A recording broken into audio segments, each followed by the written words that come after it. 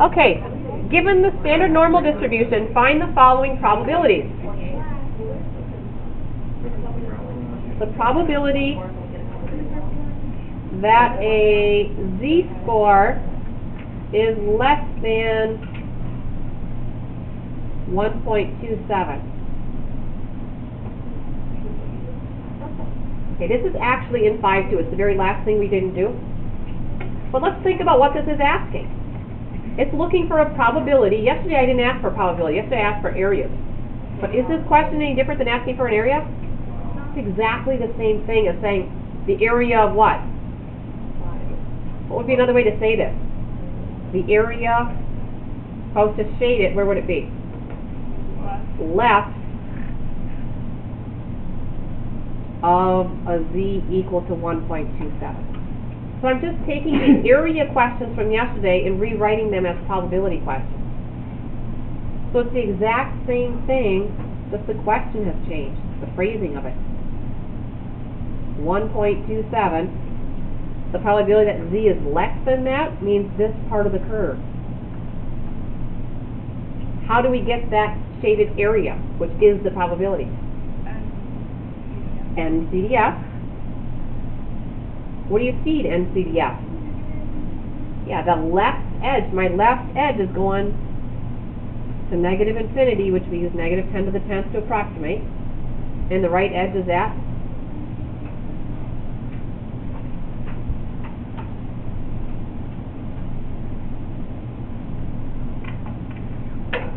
and I have no idea. 0.898 sounds about right. So when you see a probability question, it is an area question. Are you okay with that, or do I need to do like 5 more of these? Are you okay with this? You good? I can move on to the new stuff that's in Acts 5.3. We're going to actually put it all together into a story problem now. An application problem. I will rephrase that. Application problem. That sounds even worse. Okay, V. It'd be different if they, like, some of them do mimic real life, but Okay, the miles per gallon on a specific car. They didn't tell me what specific car it was. The miles per gallon are, how about I just do this for normally distributed? Are normally distributed Oh, I will not remember with a mean of 28 miles per gallon. That's pretty good. And standard deviation of 1.6 miles per gallon. So they're pretty consistent.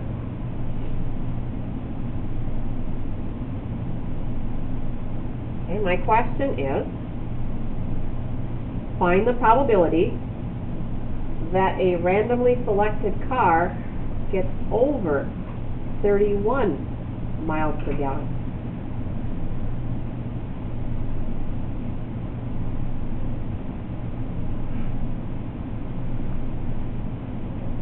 Okay. Let's take a look at the graph. I like to make the graph.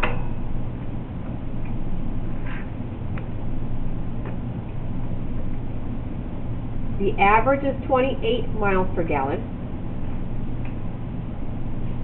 I am looking for it getting over 31 miles per gallon. So about, I don't even know, we'll just say here. And over. So I want to know what's the probability that the car lands in this part of the graph. So I need to find that area. What's going to help me find that area on the calculator? NCDF. What do we feed NCDF?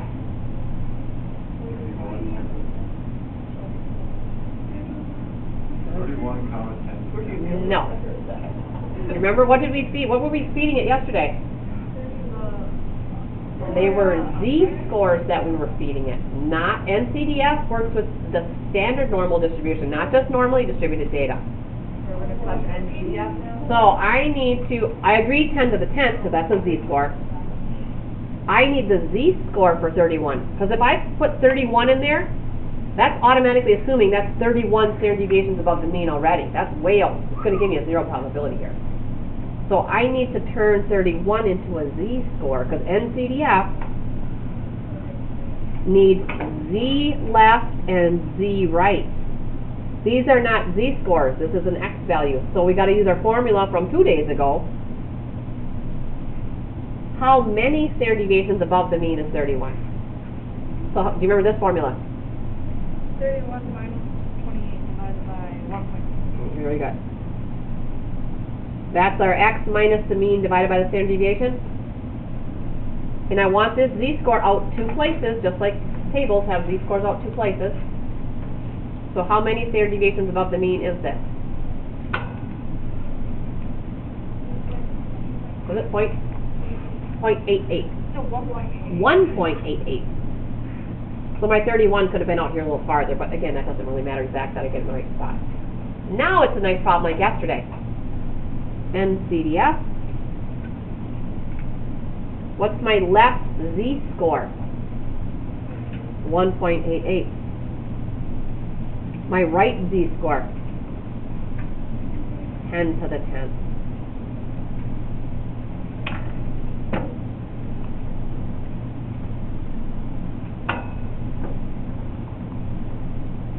So what's that probability that I get that car? And we have to go out 4 places on areas. Oh, 0, 0? Oh, only a 3% chance.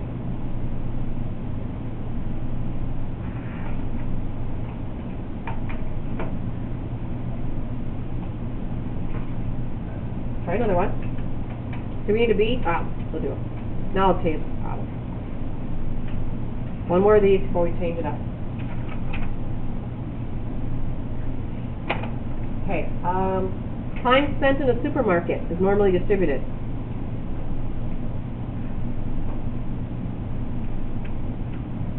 I'll just say store is normally distributed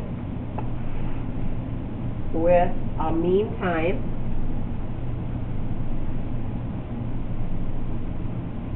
of 45 minutes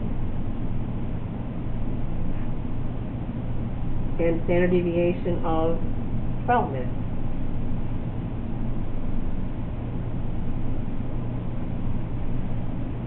Find the probability that a randomly selected shopper spends probability that they spend between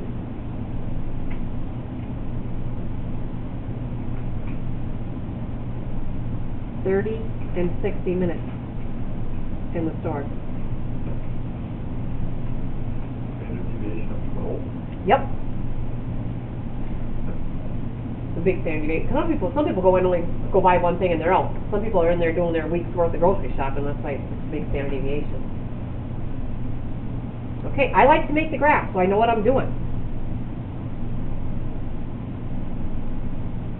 The average is 45. And I'm looking for 30 to 60, just estimating. 30 is going to be back here somewhere. 60 is going to be up here somewhere. So I'm looking for this.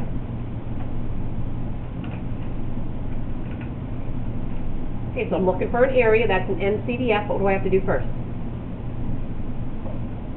I have to have z-scores. NCDF wants to be fed z-scores, not regular x values. So I need the z-score for 30. And that's that little subtract and divide. So always start with the x value. The mean is 45. Standard deviation is 12. Negative 1.25. And then the z-score for 60.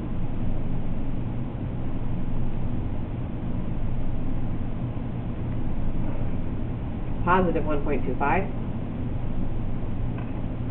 Now that I have z-scores, it's just a little NCDF.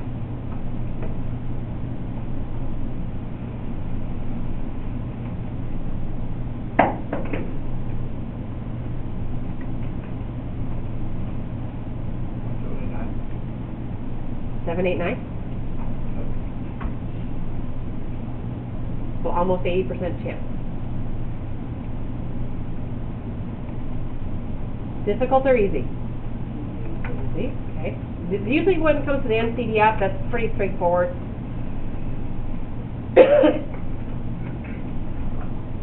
Can I get rid of this? You only see Z-scores and then. Yep, we're gonna get to that IMS norm again in a minute here. And that's the one where people always get confused, is that IMS norm one.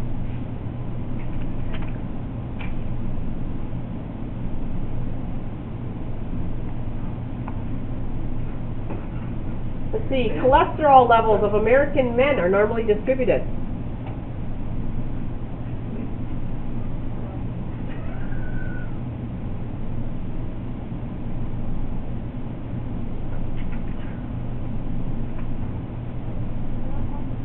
The average cholesterol score for men is 215. I don't know what the units are on that, I can write it down.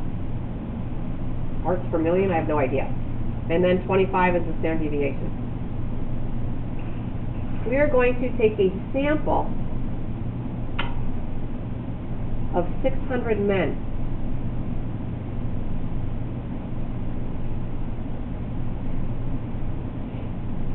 My question is,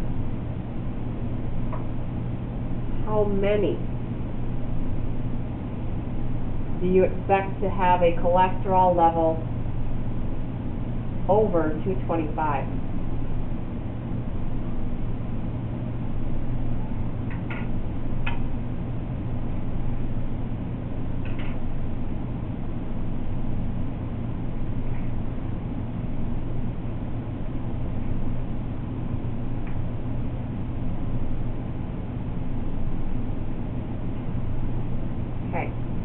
Look at the question I asked this time. This time the question said, how many?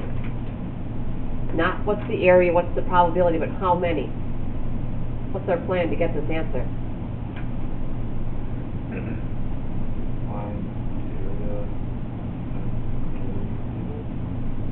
Once you find the area, that's like the percentage of the graph, you would just multiply that by 600.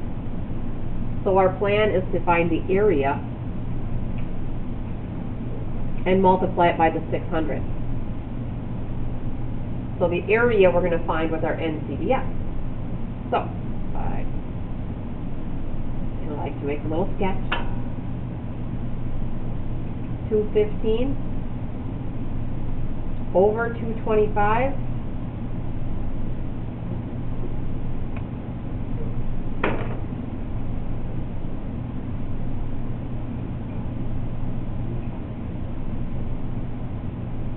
Well, to put 225 into the NCDF is not going to make any sense because you're telling the calculator that it's 225 standard deviations above the mean. That's way, way out there. So we got to turn 225 into a Z-score. Better come out positive or you subtracted wrong. So what is this Z-score? Was it 0.4? Exactly. Okay. So now we'll take, what are we going to do? NCDF, 0.4, 10 to the 10th. And then if I want to, all in one line, I can just multiply that answer by 600. That'll tell me about how many people I would expect out of my 600 men.